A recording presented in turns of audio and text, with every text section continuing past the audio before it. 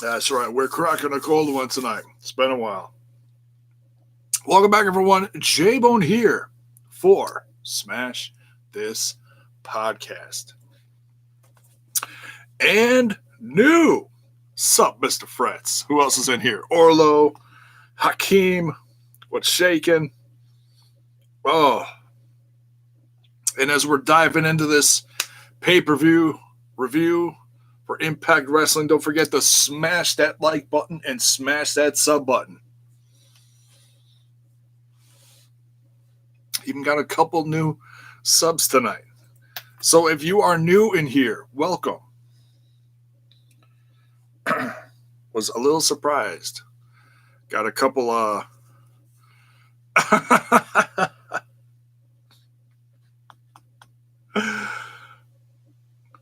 You want a cigarette or a cigar, J-Bone? Oof. Yeah, man. That would be some old school there. J-Bone lighting up a whatever. Kill Steel is in here. What is up? Elijah Washington. How you doing?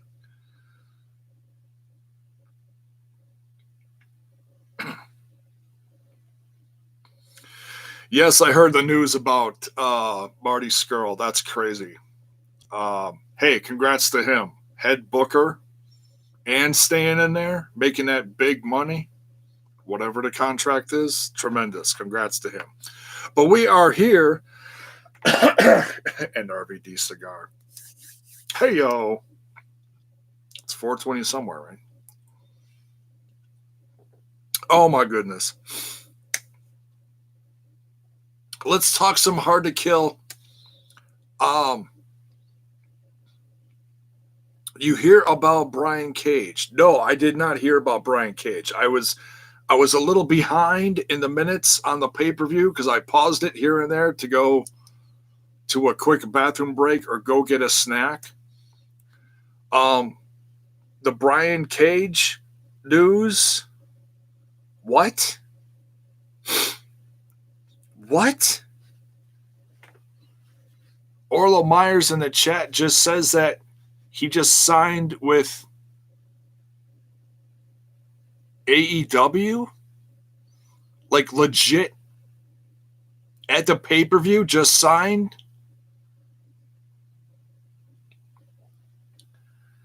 That's some bonkers shit right there.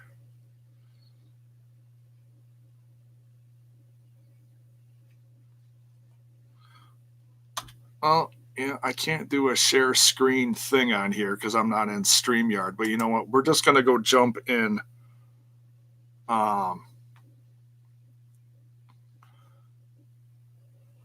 There's nothing on...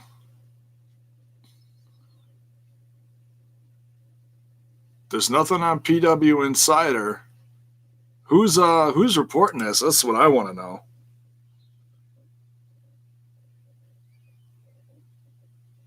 I mean, I heard the rumors about his contract being up.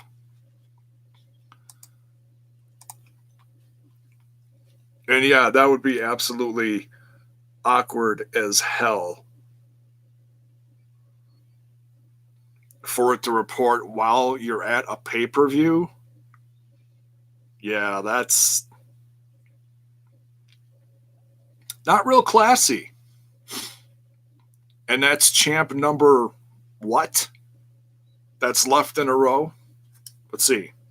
Aries, left. Impact, left. Cage, left.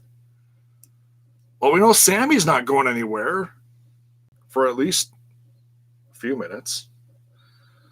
SoCal Uncensored? No, let's...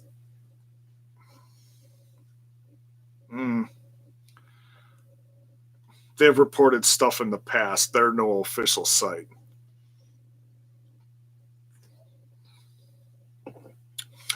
We'll wait till someone like my new best friend, Sean Ross Sapp, reports it, okay? Buddy old pal.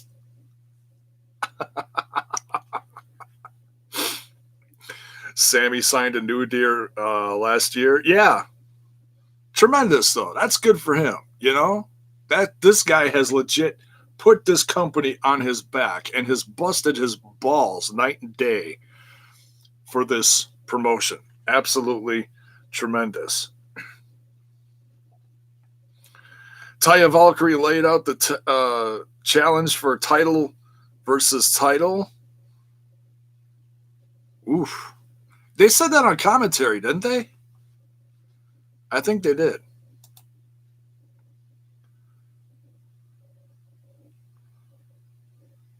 Swag fan, what's up?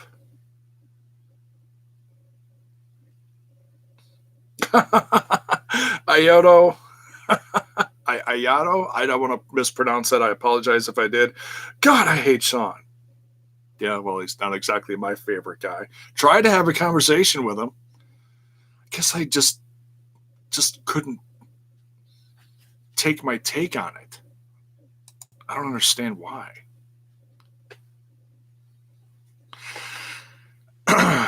All right, well, enough about Brian, who's exiting. Guess we don't have to talk too much about him anymore. He's injured anyways, right? He's all taped up again. Not exactly a glamorous exit, is it?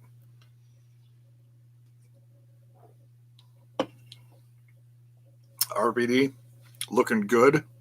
2 wins tonight. Mr. Fretz, Sean Ross. Oh, crap, Jay. What did you do? Oh, you did watch the last one. Okay. Wink. Yes. Okay. Paul Nelson is in the chat. What is up? Hey, we got some friendly faces in here. Don't be afraid to speak up, folks. Say hi.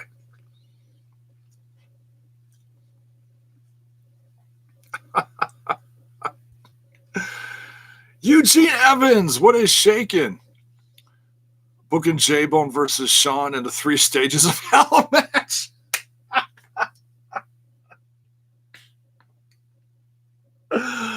Oh. Me and my pal Manny Bone's going to kick his ass.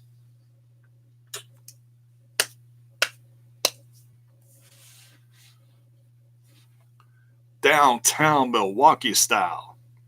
Bitches. All right, let's talk some Hard to Kill. I love you guys. All right. First pay-per-view to kick off 2020 for Impact Wrestling, Hard to Kill. Starts out with a hell of a match. I tell you what, you know, I really didn't know what to expect with this. Let's see. This is why I shouldn't drink beer during this, because then I get the burpees. And no, not the kind of athletic burpees that you can do and brag about. The burpees that make you stop every 2 seconds. Ken Shamrock versus Madman Fulton. Oh my goodness. I'll say this. It was a nice reminder and a nice little lesson on how good Madman Fulton is. He's not just a brawler. He's just not a guy that clobbers the shit out of you. No. They complimented him in this. Commentary was kind to him. They put him over. He's a, what do they say? He's a 2-time, I'm going to get this wrong, 2-time All-American, which means he's got collegiate wrestling credibility. Whew. Using those $5 words there, J-Bone. How about asinine? There's another one.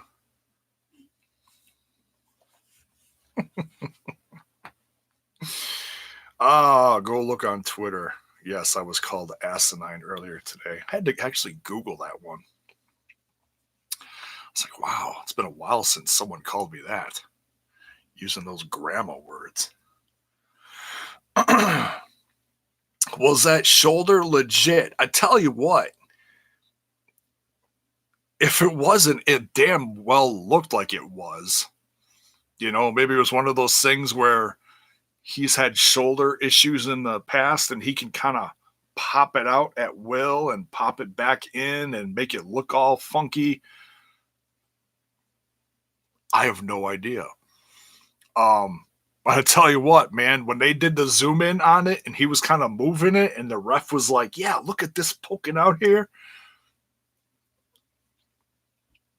And then he put his arm like in his shirt, like a sling or whatever Josh Matthews said. That was a good match. A nice little bit of grappling there. It was good. Ken Shamrock got the win here like I assumed he was going to. But you know what? He also made Fulton look good. So props to Ken. He doesn't have to. He came back to Impact Wrestling to have some fun and to have some good matches. And yeah. So, props to both these guys. And I almost did it again. Dave and Jake Christ. Aha, I got it right. They didn't do that much. They were down there. They were making some noise.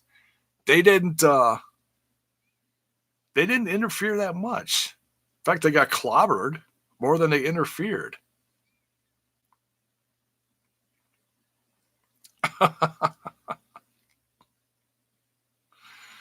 Swack fan says he's glad Cage went to AEW, not WWE. Well, we'll see what's all.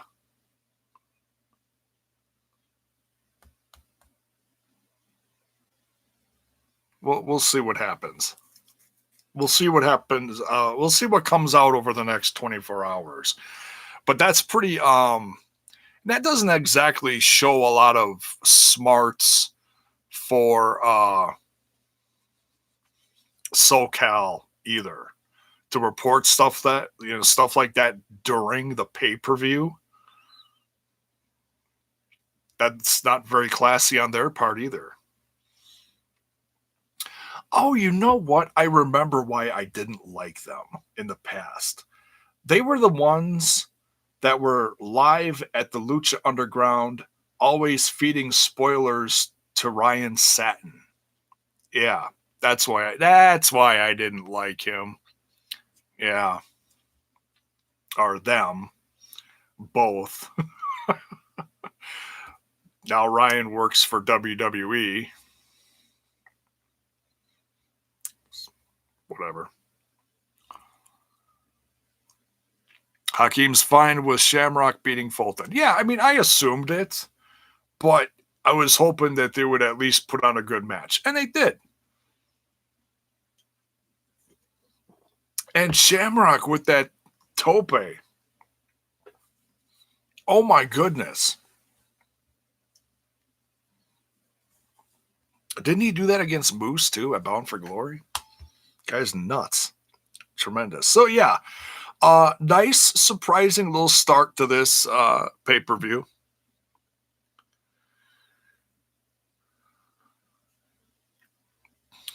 Melissa Santos just said it was not true. Well, if it is true, she's trying to reserve a little class to her man, is what she's doing. Okay?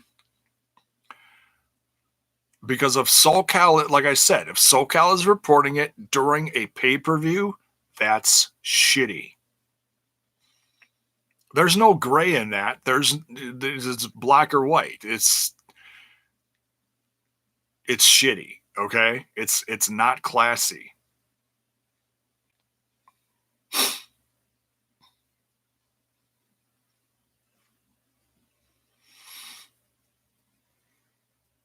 He still got it, says Paul Nelson, referring to Ken Shamrock. Yeah, I mean, he looks decent.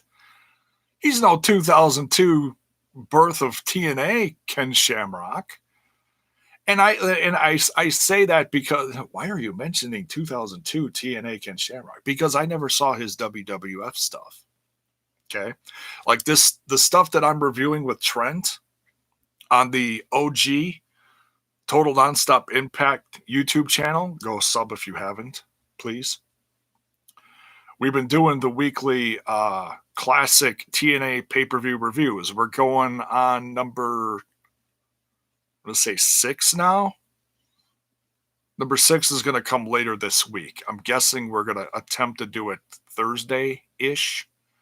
We've typically been doing it Monday, but he's getting back into town tomorrow, so I'm not going to put that kind of pressure on him. We're going to review all of this and run everything down on the Impact Lounge on Tuesday. That's what the plan is. Styles! Yo, yo, yo!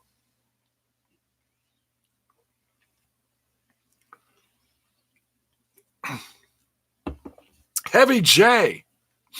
Why are you heavy?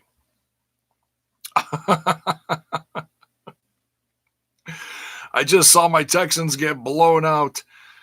Take my blues away, good brother. You get a too sweet for me. I feel bad for you. I heard about that game. Kind of like Sammy Guevara. I didn't see it, but I heard about it. I'm going to screw that up. Miss Seema, I'm going to screw up your first name, so I don't want to screw that up. If you look at what has been said or not said and who supported the statements indirectly, an example, Thunder Rosa tweeting on the alleged victims, it might be more likely true than not. Well, okay, here's my response to that. And I'm not saying you're not right, and I'm not saying you're wrong or whatever. If you're talking about Tessa,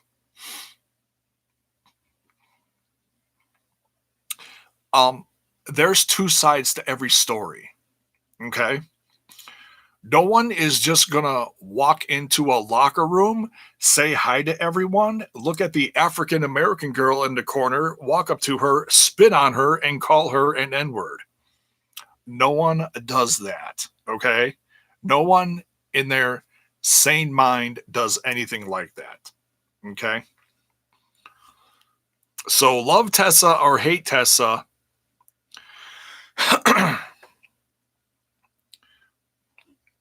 not that anybody deserves that to happen to them, but don't tell me that someone didn't do something to someone to cause some kind of argument, and then in a heated moment you say something out of the clarity of your mind and do something. Okay? Now, of course, that sounds like I'm defending Tessa in doing something horrible. If the stories are out there, let them be told. Not a bunch of little parts of things from 20 different people making up stuff. Okay? And that's the argument that I was trying to have with Sean Ross Sapp earlier today before he blocked me. Now, let's not get me all hot and bothered on that subject again.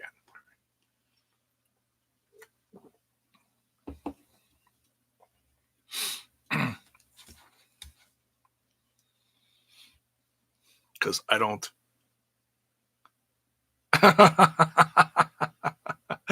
Yes, I tried having a normal conversation with him.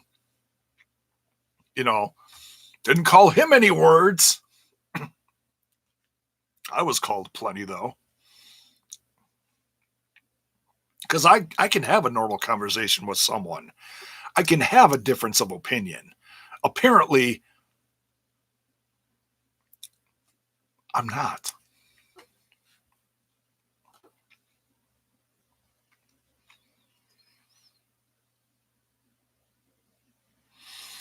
Tessa cut a promo talking about the controversy after the show. It's on Twitter. Thank you. I will check that out. And I'll give credit to Impact Wrestling. They did not mention it once during the entire pay-per-view, with the exception that after she won the championship, the only thing that Josh Matthews says was, he said as she raised the championship and looked at it, Josh Matthews said, she ignored the noise. That's it. Which I think is okay to say.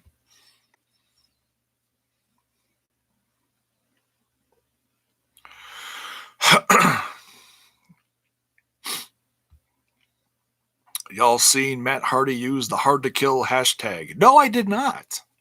He released a video during the pay-per-view too. I have not seen it yet though. All right, next. Oh, we're just all over the place tonight. Hang on, folks. We'll get through this. Crack yourself a cold one and join me. The X Division Championship match is next between the challenger Trey, with Mommy at ringside, and the defending X Division champion Ace Austin. This was a damn good match. Trey looking focused, not as,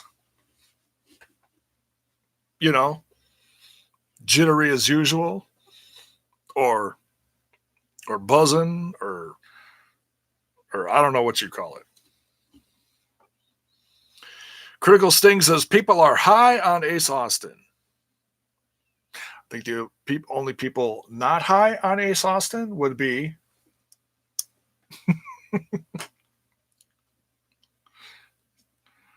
Did you get that? Yes, the Rascals would be the only ones not high on Ace Austin. And no, Ms. Miguel or Mrs. Miguel did not turn on her son like some predicted. But damn, that would have been funny. Like if she jumped the guardrail and then slapped her son or something, and oh my God, and then jumped into the arms of Ace Austin. Oh my God, the place would have went absolutely batshit crazy. That'd have been hilarious. What? Shelton's mom is back? No. We don't even know where the hell Shelton is. He shows up about once every 2 months on WWE programming, I think. That or he's headlining the main event. But no, this was a fun match. Trey and Ace Austin definitely tore it up.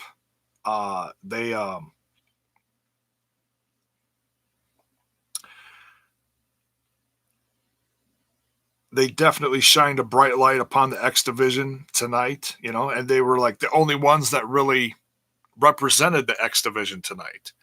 So they really had to go out there and represent. And they did. They had a great match tonight. I didn't write down any other notes to this other than Ace Austin retained. But the fight continued afterwards because he did approach Ms. Miguel. Interesting. He's like, hey, come on, give the winner a kiss. Plant one right here. Why don't you?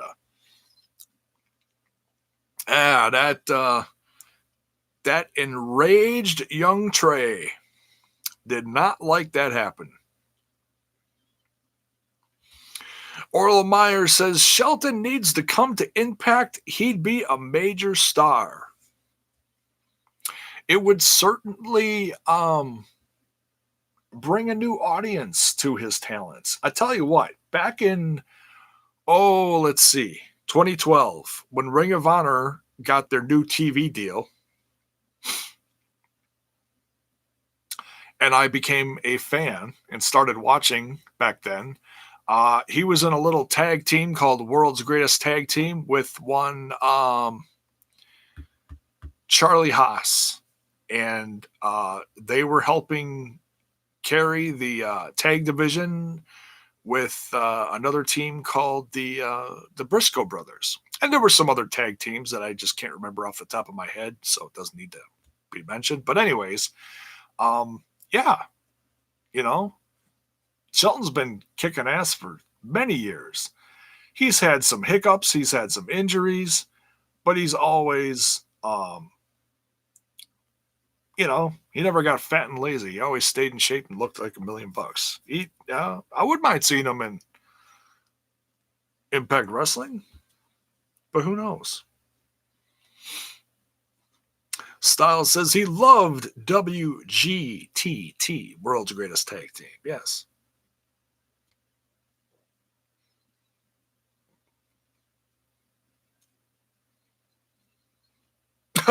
Paul Nelson says he wants to get a kiss from Miss Miguel.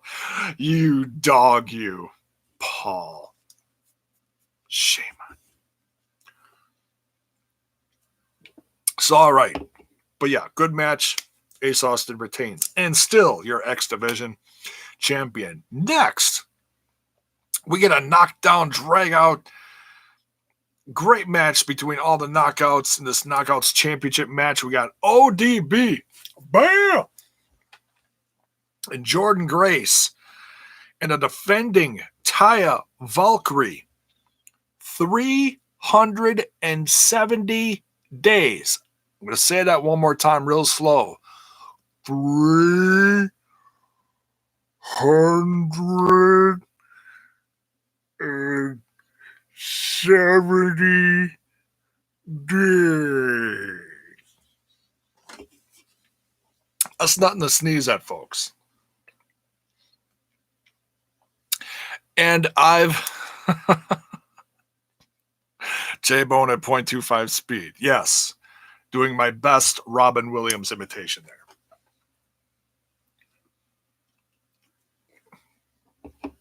I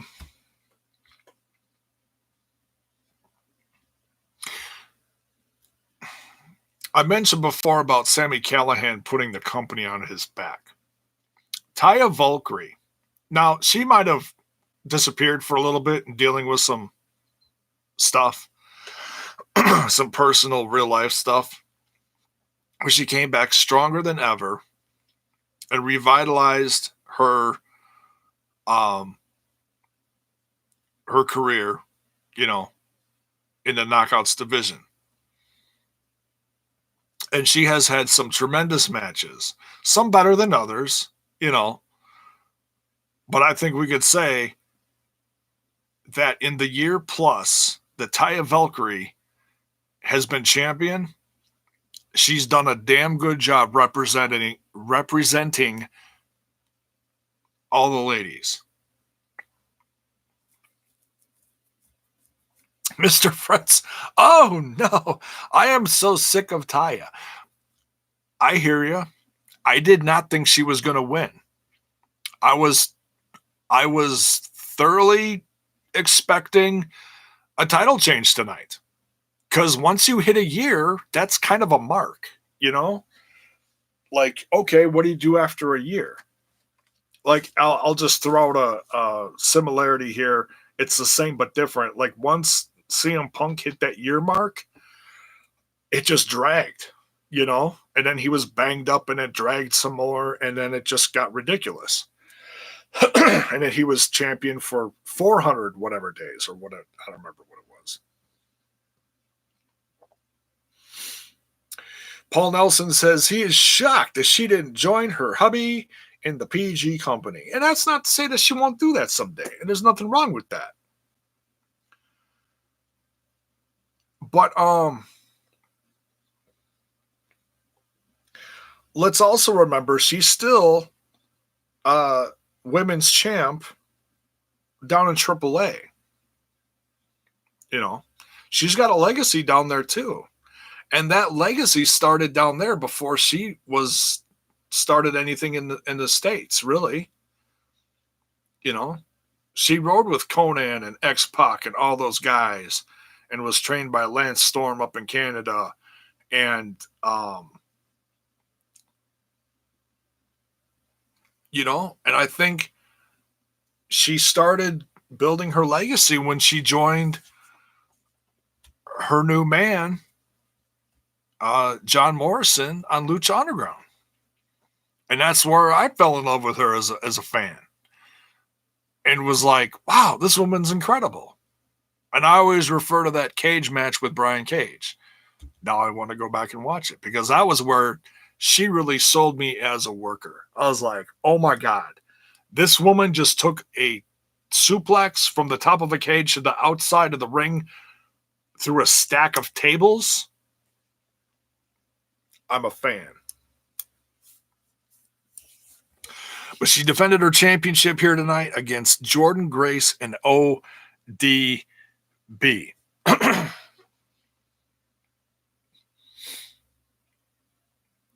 Millard Harris says if Taya stays, she needs new competition because she ran through everyone in her division at least once or twice.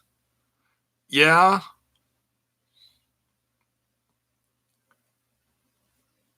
Critical Sting says Su Young is kind of dead because she's Susie now.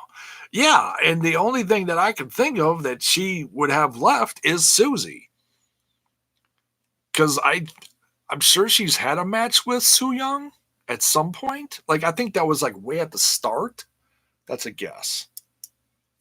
Like, even maybe before she was champ. But the whole undead thing has been going on while she's been champ and running through everyone else.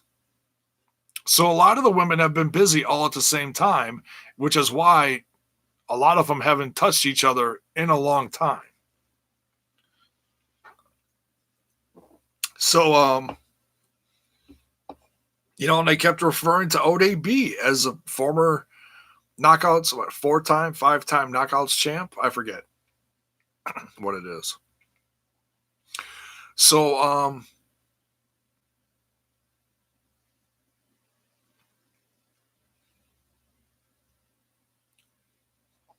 PW Unlimited. Okay, they're no one special. What are they reporting? Brian Cage? They're probably just ripping off SoCal. If it's true, someone will probably come out within the next 12 hours. J-Bone, how do you feel about Marty being head of creative in ROH? It just shows that they are desperate to hold on to him by any means possible, which means he has major clout in the company. The guy can book himself into anything, and he can have the freedom to go to other companies and perform. One, namely NWA, which he already showed up. Does that mean he's going to show up with his buddies and do a one-off just for a nice reunion sometime in the future? Maybe. Who knows what kind of clout he has with Ring of Honor? What are they going to allow him to do? We're going to have to wait and see. But let's keep this on Impact Wrestling. I don't want to get sidetracked too much. But yeah, these women had a hell of a match. They made a reference about Taya during this match that I want to talk about for a second. Don Callis called Taya the Nick Doc. Wow. Doc Winkle? No. Need another one. Taya was referred to as the Nick Bockwinkel. Aha, got it. Nailed it. The Nick Bockwinkel of the Knockouts division. I don't know if you could be given a higher compliment than that.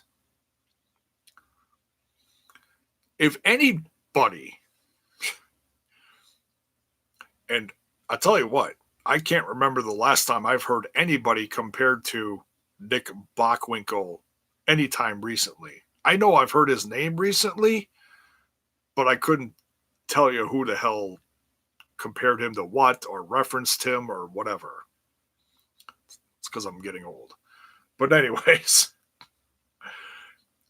that's if you don't know who Nick Bockwinkel is, just Google him or YouTube him, please.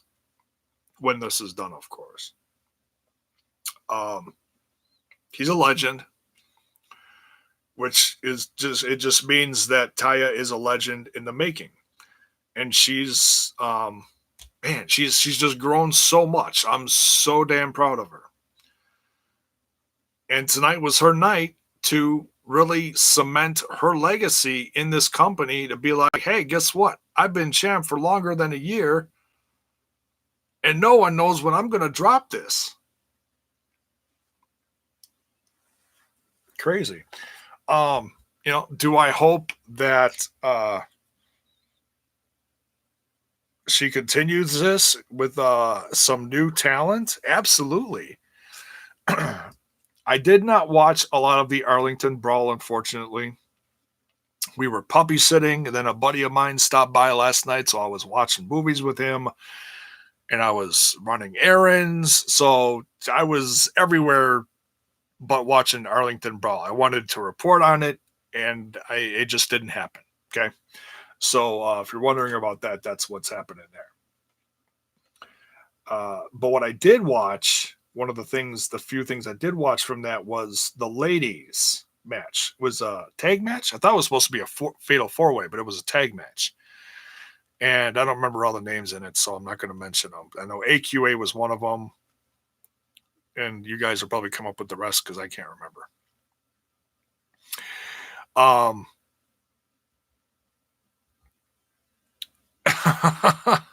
You guys are funny.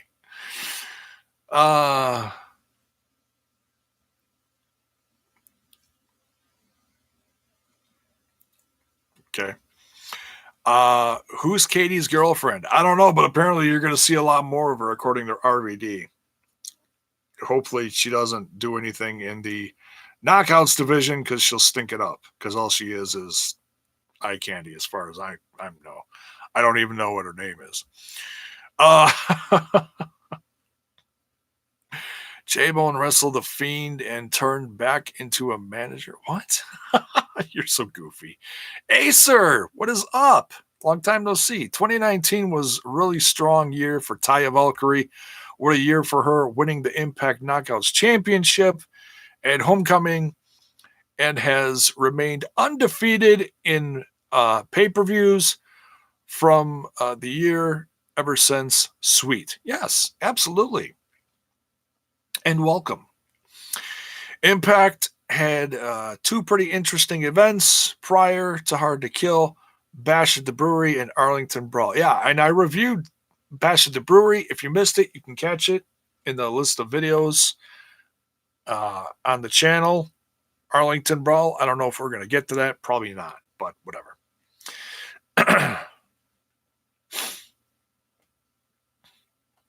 Well, it looks like Sean Ross Sapp has invaded the show. Hey, and my moderators kicked in. Thank you. Lovely little tools. Gettysburg. Awesome pay-per-view. Sadly, was watching it free on a XXX site. Laughing my ass off. I want Impact Plus to come to PlayStation. Hey, I want it to come to Xbox. I usually watch it on my computer, though.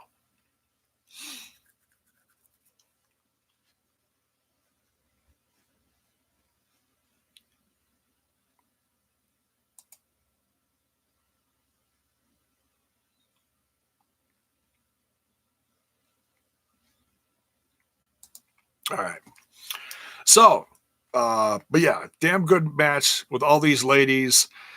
I tell you what, they told a damn good story because there was a while I seriously thought ODB was going to win this one, but Taya somehow, maybe it was because she had Johnny Bravo with. By the way, they both looked like they looked like $1 million with the new gear. Seriously, they looked like $1 million. Taya retains here in a hell of a match. Next, this one was interesting, and this, everyone's been talking about Brian Cage here in the chat, so okay, we're getting to him now.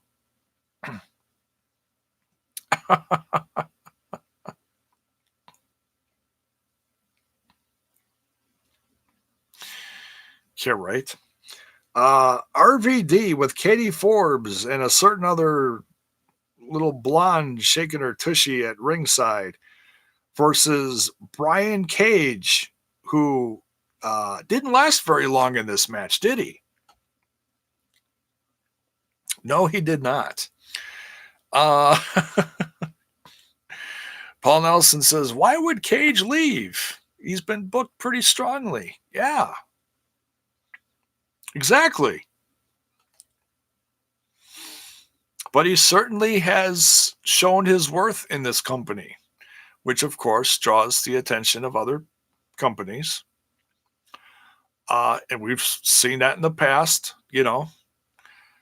How many times in recent history has Impact Wrestling become the feeder for said wrestling company here, there, anywhere?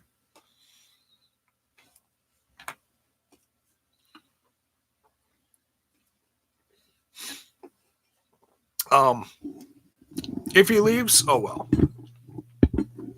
I'm not going to overthink it. It's happened a million times before.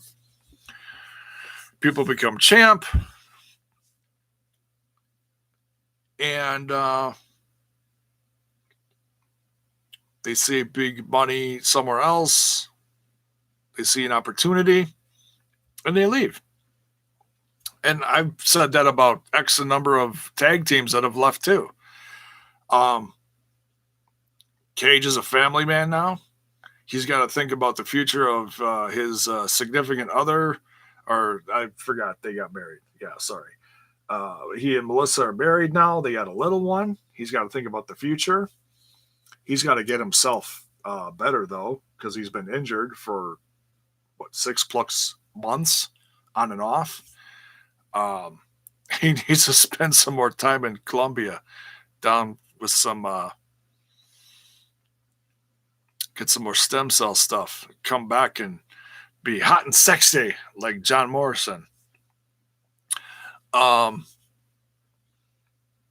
He's got to think about his future. So, and I've said that a million times on here. I'm almost tired of saying it, but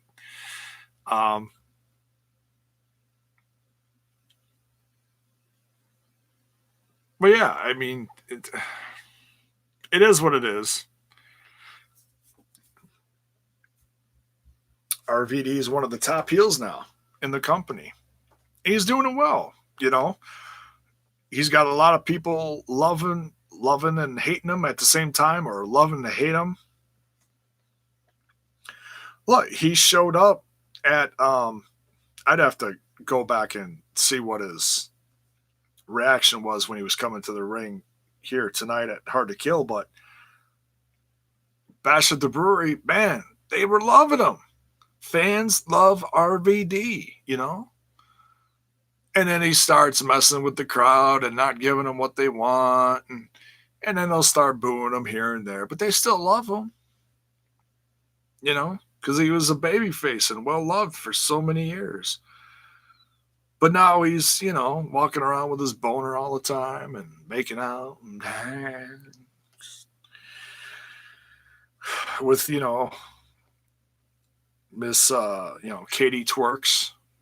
It's Katie Twerks, or Katie Forbes, excuse me.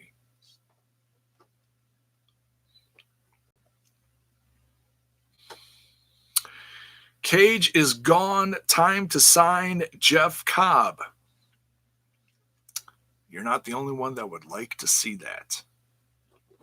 And I'll tell you what, if I was Impact Wrestling, I would offer Jeff Cobb a handsome sum of money and ask him to do something similar to what he did in Lucha Underground.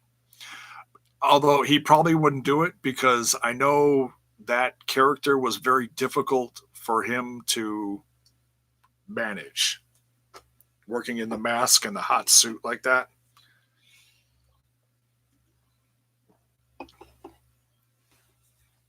And if you guys don't know what I'm talking about, go watch Lucha Underground for free on Tubi TV. Cheap plug. Yes, it's free.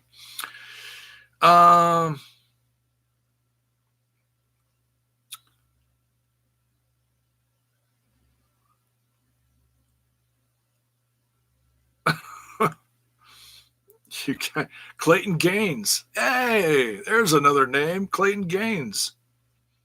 And he would work well with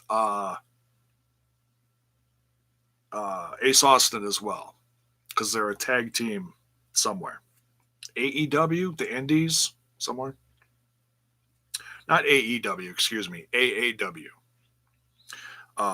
So Trent has worked with both of them together before. So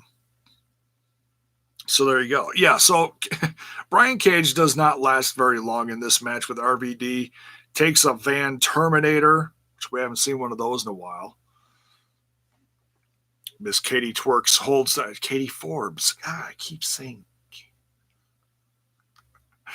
Holds the chair and boom, Van Terminators his ass out of the ring. He is helped to the back after Daga checks on him and he's like, hey.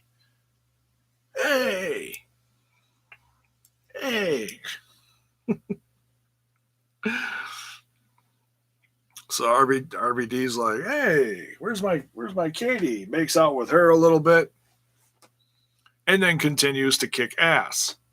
Only this time, it's Daga's ass he's kicking.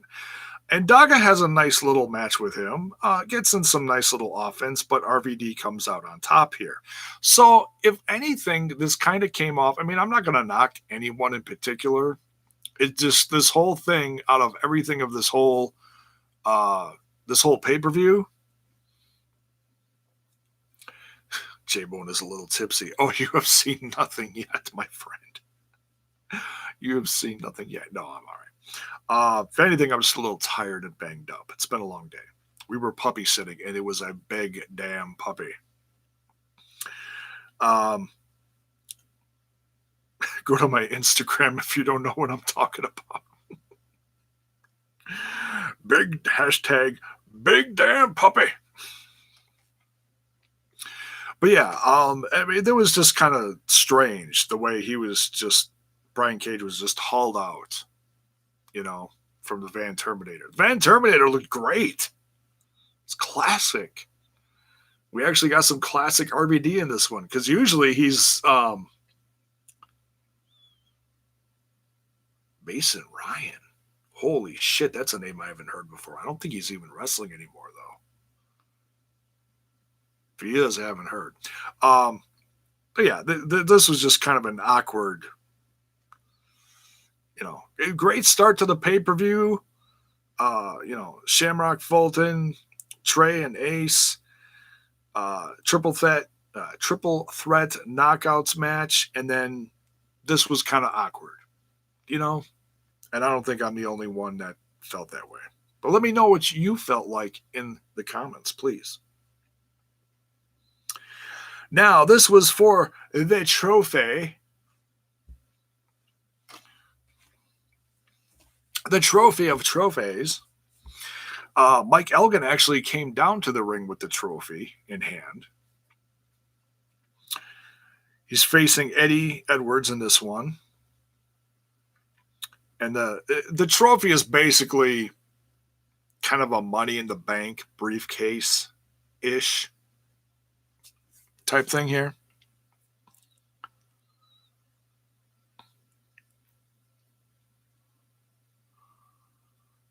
Mason Ryan was doing Circus Soleil or something like that. I heard, oh, that's really interesting. I thought he'd be like too big of a guy. Andre Corbeil, what is up? Welcome. Congrats, Tessa. My girlfriend is pretty angry about it. She's been going off in my ear the last 20 minutes. LOL. Well, what are you going to do? Hey, my wife actually sat down next to me and watched the main event. That shows you something. Pretty awesome there, eh? The Call Your Shot trophy. Yes, thank you. Calling them shots, y'all. And no one cashed it in either. It's Timmy the Trophy. Millard Harris says, Cage is great, but I'll take Elgin every day of the week. Elgin has just been impressive, hasn't he? He has not had one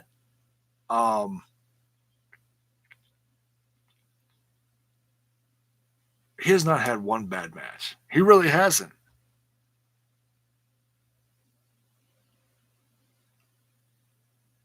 Elijah Washington, Impact should sign J-Bone. How many times am I going to say that? I don't know how many times you're going to say that.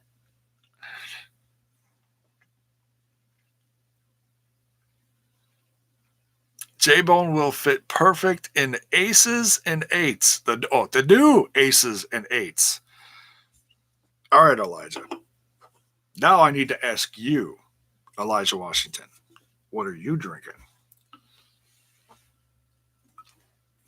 Because I don't think I would be up for that one. I think I would stink up the legacy, if you will, of the aces and eights to the point that Bully would show up in Impact and kick my ass for stinking up the joint. Yeah. Thank you, but no.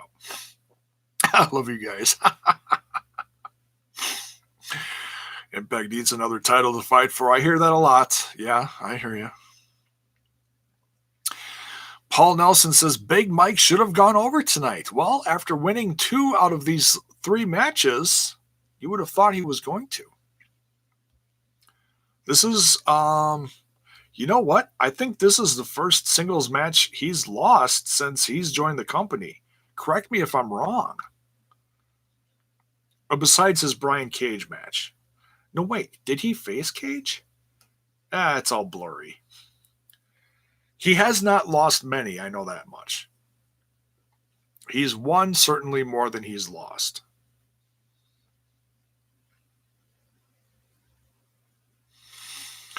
Cage will probably use AEW as a stepping stone to New Japan, even though they aren't partners. That's an interesting thought. Gettysburg, J-Bone has a foot in the door, a.k.a. Trent would get J-Bone on Team Canada as Muscles J. You know it, baby. Because I got muscles,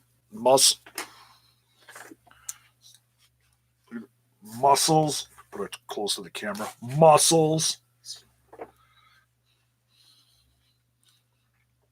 So many muscles. Look out, y'all. Look out for these. All right, we continue. So, oh, gosh. You know, this is a tough one, folks.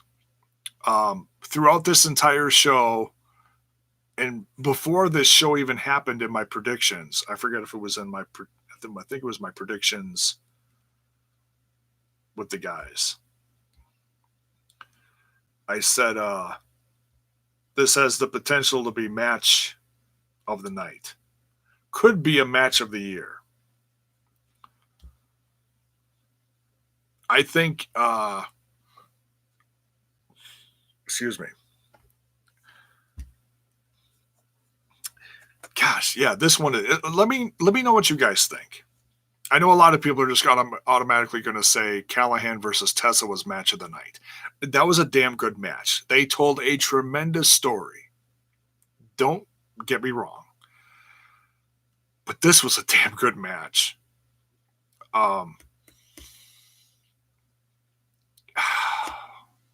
know, I'd have to watch it back, just like both matches back to back.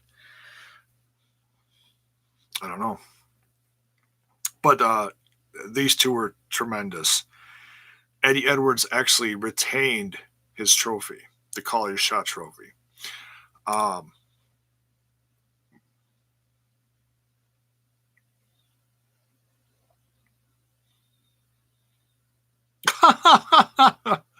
Elijah Washington. J-Bone's new finisher, the 6-pack elbow. Actually, this comes in a 4-pack, sir. I don't need a 6-pack. Only need a 4-pack.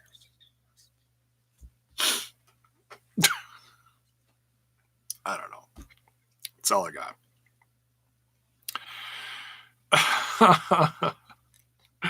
The Biggie Tupac Power Slam is J-Bone's finisher. God, I love you guys. I hate that people can't handle a slow start to a match. Um, these, yeah, okay. I like I said, I'd have to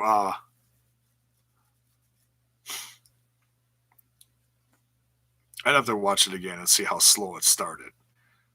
But he really kicked Eddie's ass. How Eddie made it out of this one, they told a damn good story.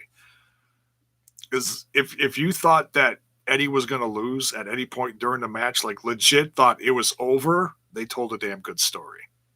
Because the comeback was really good. Pay-per-view started a little slow, but got a lot better as the show progressed. Okay. I'll take that. Yeah. I hear you.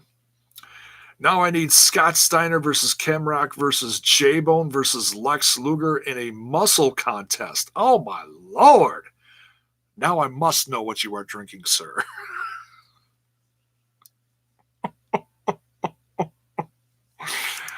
You might as well book me versus Pee Wee Herman in a don't fall down the stairs match or something. I don't know.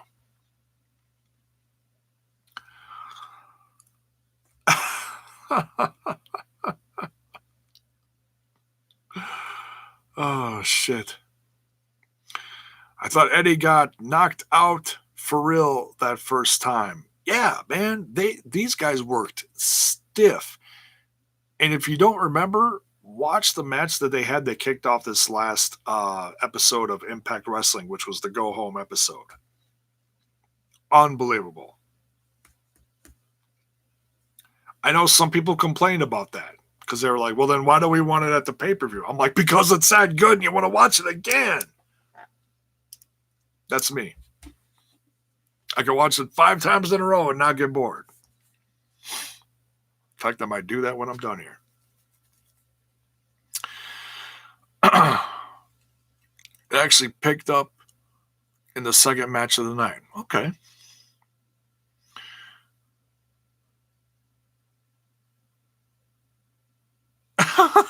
Andre! Oh, my Lord. I'm not going to repeat it. That's funny, though.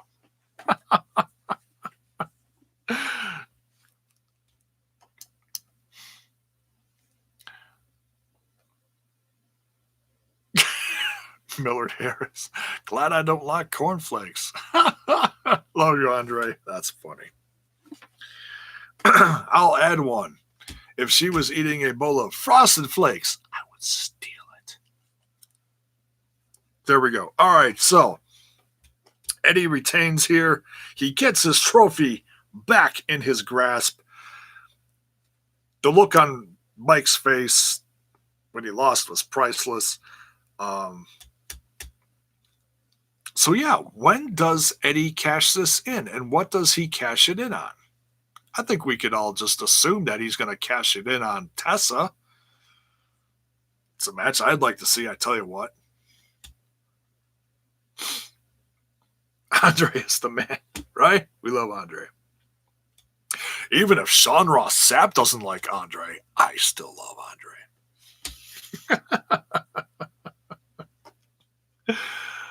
Oh my God, Elijah.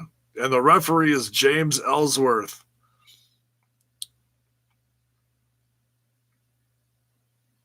You're going to ask Bar Wrestling to book it? J-Bone versus Pee-wee at Bar Wrestling, or J-Bone and Trent versus James Ellsworth and Marco. Marco. You guys. Oh my goodness. Crazy. Yes, Andre, I will. Since you couldn't rent the pay-per-view, brother. It's okay. I know you'll see it eventually. It was very good. All right, next we've got a no DQ. Now, I think that was a kind of a last minute thing that they made this a no DQ. There were not a lot of stipulations throughout this entire pay-per-view. It was overall pretty clean. Gotta say, almost clean as a whistle. There wasn't even any classic interference in the last match of the evening, which was a bigger shock. Crazy.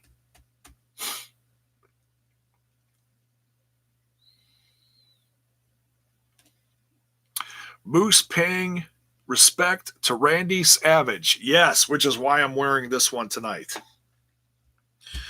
And yes, if you're wondering, my Hard to Kill t-shirt is in the wash. That's why. Otherwise, I would have obviously worn that one.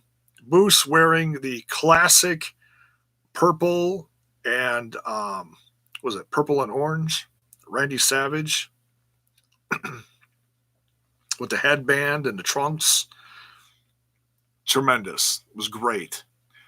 Moose, man, I don't know what Moose is earning or how much he's got stocked away, but man, that is one guy that always puts 1,000% into his ring gear and always looks damn good. Props to Moose. With each pay-per-view that goes by, I think I gotta say, I'm becoming a bigger fan of his. I was like a slow, kind of a slow burn becoming a fan of his, like ever since the, I would say, heel turn. That's when I really started to pay attention because he really started to change. Because before then, it was just kind of whatever, okay, Moose. It wasn't, the fans loved him, but there was nothing to it, And then his charisma slowly started to grow. He started cutting promos. He started doing these segments with every rivalry that he had. He changed a little. His promos evolved a little to whatever legend he was facing after the whole Cross and Morrison and Aries thing. And then he really started to grow. But it was with that initial heel turn against Eddie Edwards that it started. And it's just been snowballing, getting better and better. And they keep asking, with each pay-per-view, when's the time for him to become champ? When is he going to get that chance?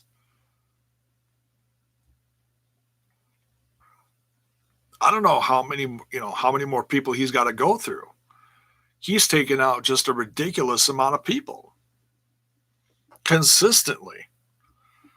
And he keeps having these good matches. I don't know if they're 5-star matches, but they're damn good considering who he's been facing. And this one was a lot of fun. There was some hardcore stuff in this, chair stuff, tables. Hell, returning referee Mike Posey even took a massive bump through a table. Oh my goodness, did he take a bump? Welcome back, Mike Posey. Oh, speared his ass to Kingdom Come. Poor guy. We saw him a lot this pay-per-view. So yeah, I mentioned this before. I'm guessing he's replacing Kid Ref as a regular. For those of you who don't know who Mike Posey is, he's a former TNA referee from years ago. I'd have to go back and look and see exactly when, but the name did ring a bell when I started seeing him recently. And I think it was during the last set of tapings they started bringing him in. Wasn't it? Something? And when I saw him on these Texas shows for this weekend, I was like, oh, okay, he's staying. He's staying. Hazer 5000 says Moose definitely has his love of fashion with his unique ring gear. And yeah, he is definitely Impact World Champion material, right? And hopefully 2020 will be his year of it. The year of Moose. I agree. I think it's just a matter of time, and I've been saying that for a while. But I know his fan base has been growing. Hell, just ask best guy at ringside. He's always wearing a shtick, right? Swag Fan 100 says Moose's robe was lit. Yeah, he really did look like $1,000,000, headband and all. Tribute to Randy Savage. Tremendous, hey? Eddie Peligro. Welcome to the show. That name does not ring a bell. Says any other era, Moose would have been a champ by now. It's just that heavyweight division is stacked. Yeah, I mean, it's needed work in the past. And now it's, I think the whole roster as a whole could use a little growing.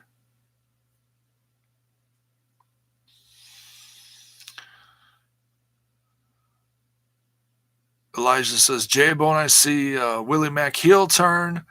What if Ethan Page and Alexander didn't hurt Swan and it was a swerve to turn Mack heel by saying he always helps Swan? Interesting. Hey, something's going to happen at the next set of tapings, which I think is Mexico.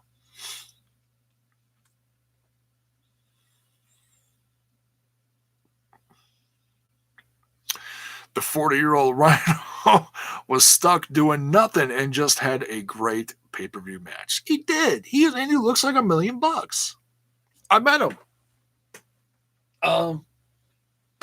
Back when he was with Ring of Honor.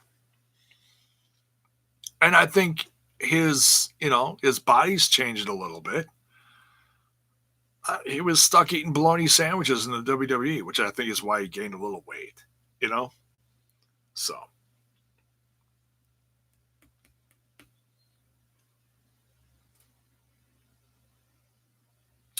So, yeah, I think it's just a matter of time.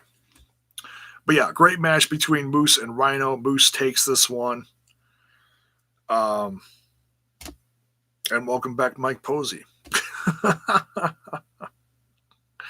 This one was great. Tag Team Championship match. This one was a little awkward, I think typically we would have expected Rich Swann to jump down to the ring, hobble down with his crutches and do something. I think that's what people expected, and we didn't get it. But maybe this was just another way to put over Willie Mack, in a sense. I mean, yeah, I understand he lost,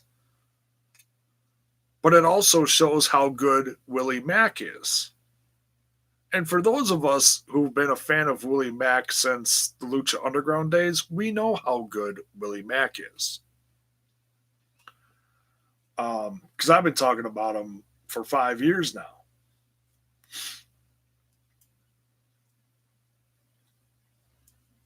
Or how long it's been since he's been on there. About 5 years, give or take a little. So, yeah, we get the promo before this match. Dr. Areola, isn't it? Dr. Areola. Anyways, telling Rich Swann's begging him to at least go down there at ringside so he can help support his buddy. The Doc's like, no. Absolutely not. You can't even go to ringside. You are injured. So, yeah, this is going to go somewhere. I don't know where it's going, but I am intrigued because I am very curious to see what Rich Swann and Willie Mack are going to do now. If it ends up Willie Mack taking a crutch to the head, classic, right? We'll see. North retains here in a brutal 2-on-1 tag match for the Impact Wrestling Tag Team Championships. Man, the beginning of this match. Circle around the ring, tag, circle around the ring, tag, circle around the ring, tag. I don't know how many times he did that in a row. I was laughing so hard. I was like, oh my God. I was expecting the fans to start erupting with some sort of anti North chant when this started, but damn, it was just too damn funny. I just couldn't help but laugh. Like, you guys suck or something. Nothing. I don't think anything happened. Um, but yeah, the North retains. Swan tucks his pride between his legs and goes to the back. So we'll have to wait and see what happens. Right before the main event, let's jump back in the chat real quick. Eventually, one of them is going to turn heel, says Millard Harris. Well, certainly could be.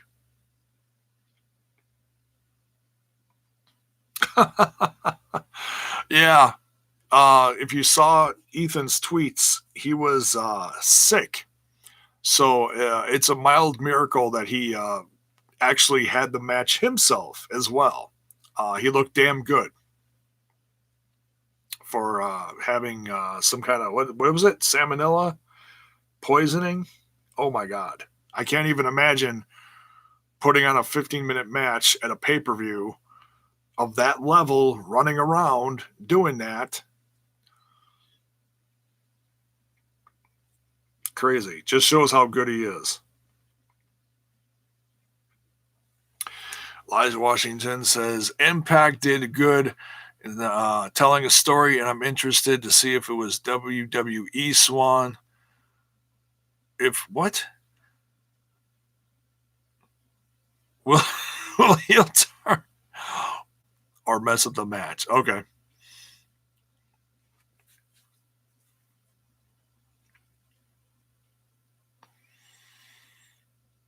Did you realize that the music for Rebellion was the same music for Stephan Bonnar in Vegas?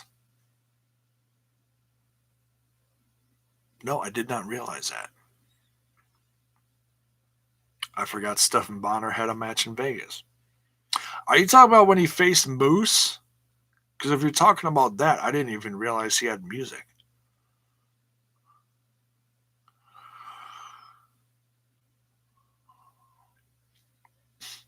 Gettysburg says Sammy goes face and Tessa goes heel by the end of the tapings. Quite possibly. A lot of people predicted that going into this. I even said that because if you noticed in the promo leading into this main event, what does Sammy say? I'm the saint, or I'm a saint. Something referring to himself as a saint. Definite sign of something, you know? I try not to overthink shit in wrestling. But I was like, ooh, that's a sign, isn't it?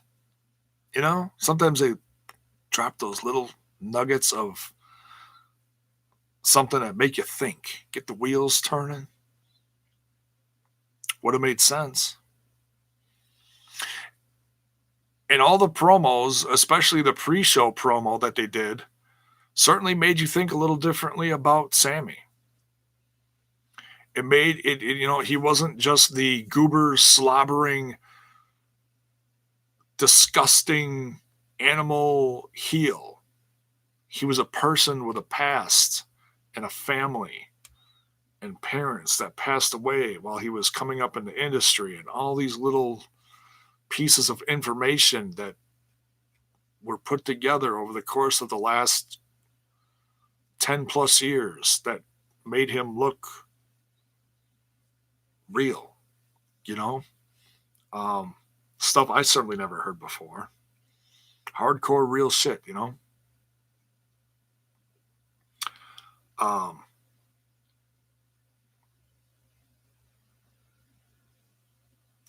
Ace for 5,000 says, All Ego Ethan Page was a beast battling his own sickness. Good on him as well. Absolutely. Absolutely. Right? Who is the North's new opponent? I don't know. Well, they're going down to Mexico, so I'm sure they're going to face some AAA tag teams here and there. It's gonna. I think it's gonna be a while, maybe at least another month or two before we see anyone new. Um, if you're expecting someone like the Ascension to show up, they're going to probably write out that 90-day deal. So if they show up anytime, it might be Rebellion in April in New York, which is interesting. So they're not going to have a show in Tampa. I suppose it depends on when the show is in um, April. Like if it's early April or maybe late April, I don't know. Because usually they have some kind of show during WrestleCon/WrestleMania weekend. Like at least a Twitch show. We'll have to wait and see. Well, they're supposed to have that TNA show, aren't they? Which would mean Rebellion is maybe towards the end of the month? That's a guess. It's not confidence, it's all ego. Great tune. Kill Steel. Yes. Tremendous. I missed that theme.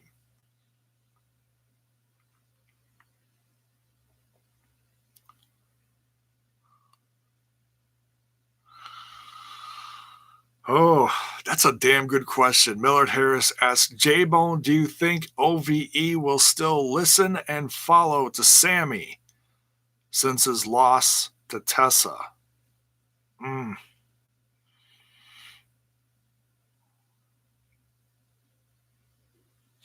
That would be an interesting story, and that would be a great way to bring in some new blood to Impact Wrestling to support him then, wouldn't it? Madman Fulton could be a beast out on his own. The Chris could, focus on the tag division, and Sammy would be on his own then. He could bring in some new guys to back him up, like the Ascension guys. That story writes itself right there. Okay? That'd be perfect.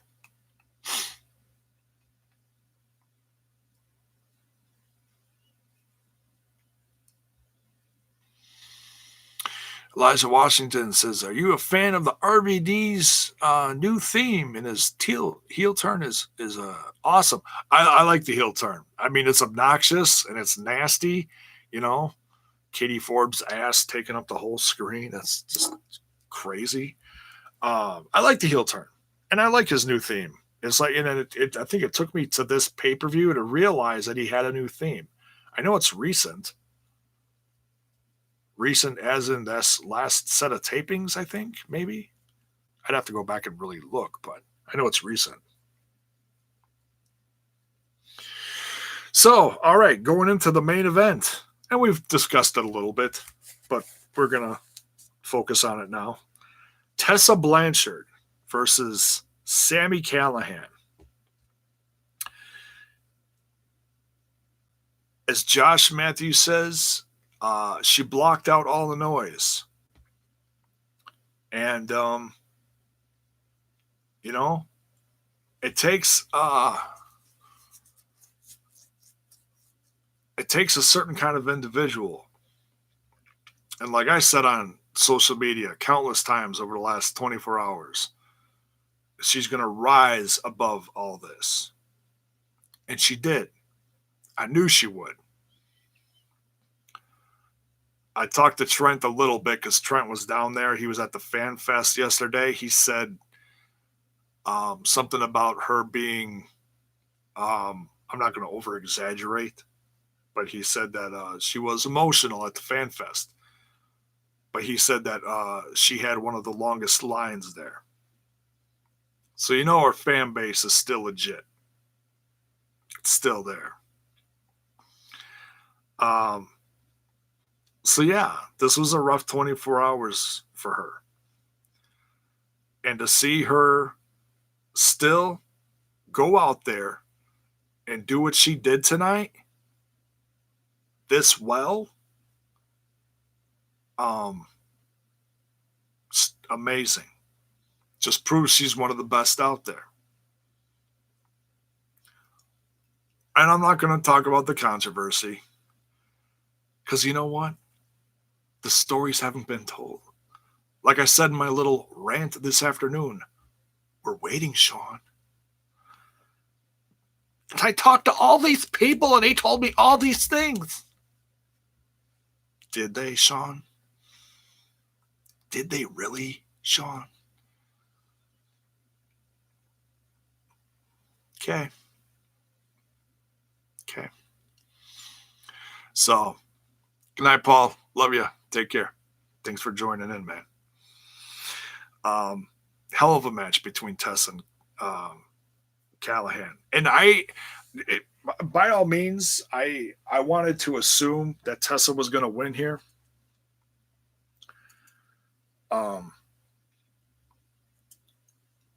They've been telling a hell of a story.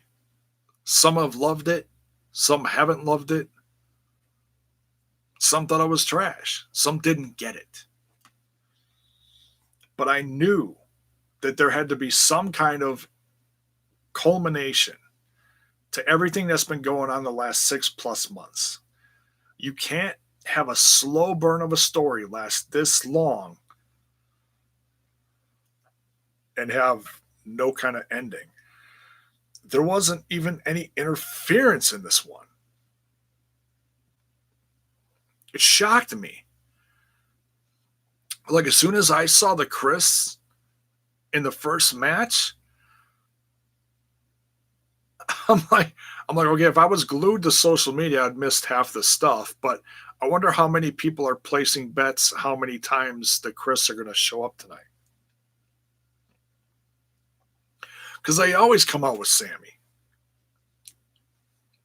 Right? This one was about as squeaky clean of a match. I mean, yeah, Callahan does stuff throughout the match that makes you just cringe and shake your head and cover your eyes and all that. But man, this was about as squeaky clean of a match from Sammy as we've gotten in months. Nobody running down to the ring. How many times have we seen that in the past? And going, oh, God, again. OVE, again. They weren't there tonight.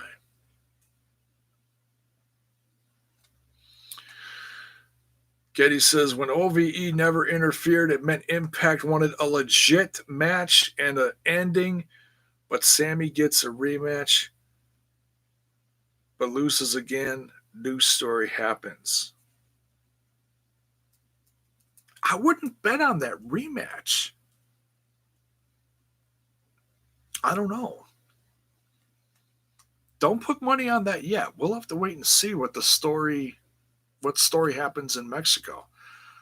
Could be something completely different. Sammy might completely change his focus.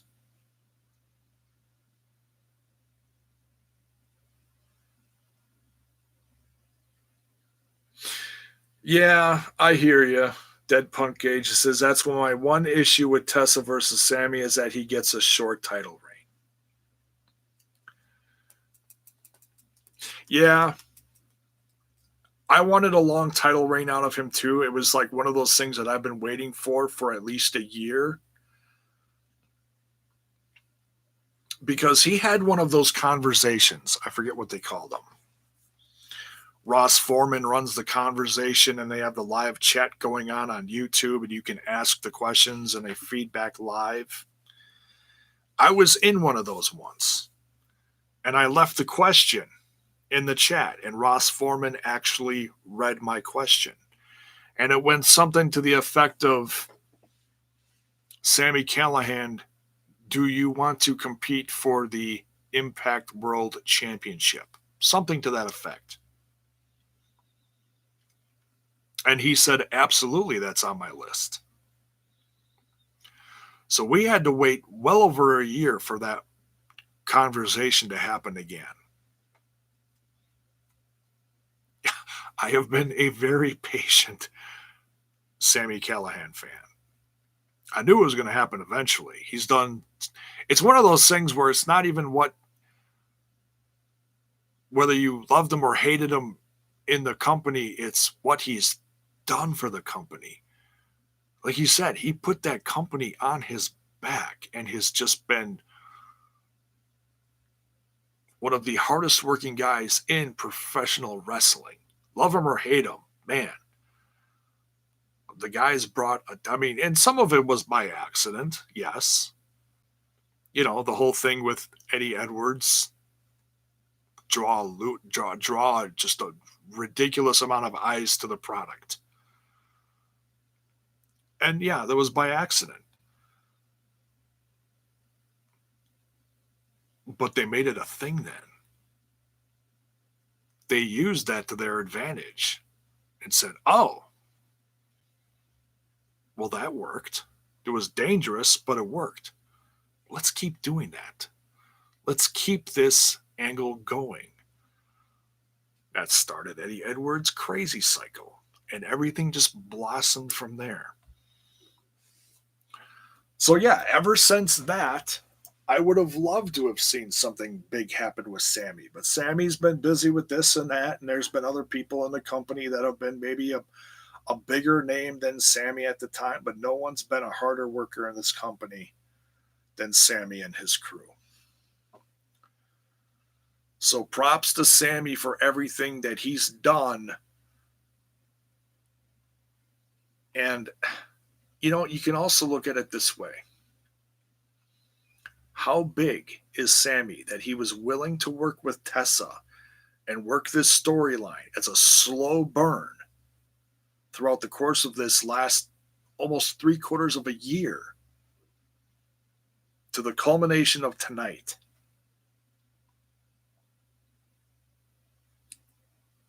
He didn't have to put her over.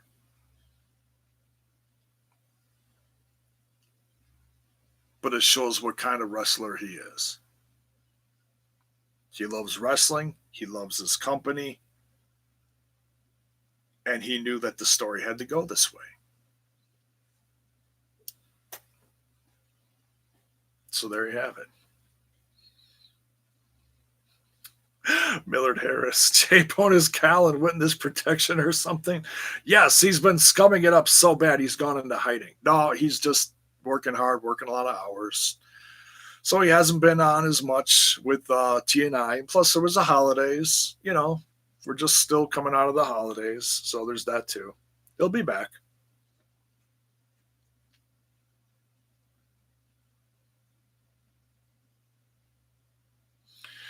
J-Bone, you and Trent need to replace Ross on that podcast and start a new one. There's a thought. Ross is good. Ross is a nice guy. I don't know him personally, but from what I've seen, he's a decent guy. I hope they do more press pass. That's it. Podcast, J-Bone. Those are fun to listen to, streaming them live, the Facebook and YouTube digital channels. Indeed. Yeah, they did them for a long time, and then they kind of phased them into something different. And well, now they got Access TV, so the company's still evolving, but for the better. So yeah, who knows? A couple more things here in the chat, and I think we're going to get out of here. But yeah, these two told a story. They had what many would argue was match of the evening. It was a great culmination to this feud. Tessa is now Impact World Champ. They made history. She made history. Haters are going to hate. There's nothing you can do about it.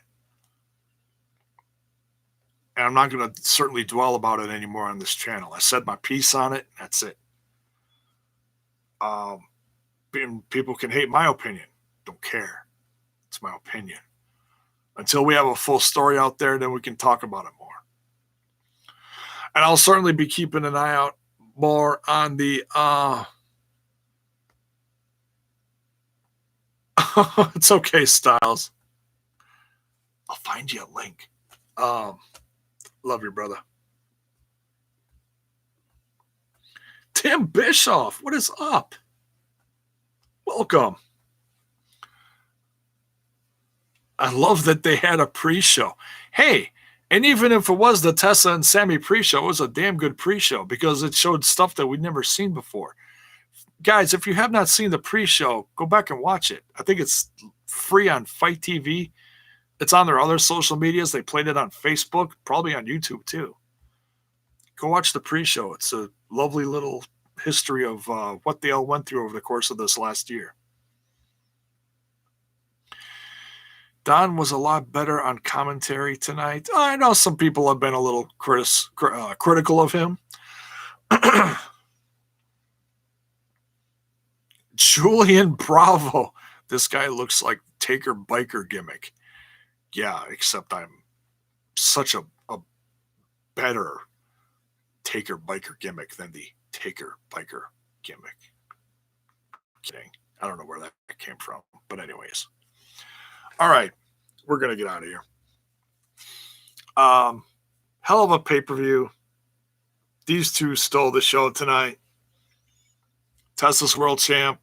It's not a whole lot more to say. I'm proud of her. I'm damn proud of her. I'll say that as I exit tonight. Thank you all for tuning in. We had some nice numbers tonight. Had some nice numbers on the likes, total views. Can't wait to see what those are. And if you're new to the product, by all means, didn't see Trent in the crowd. He was a few rows back, but he was there. He was putting videos on his social media. Go check out his Instagram and Facebook and whatnot. He wasn't front row, but he was there. So as we get out of here, don't forget to smash that like button, smash that sub button, and ring that bell for notifications so that you know when more of my content hits your screen. We'll see you later, folks. Take care.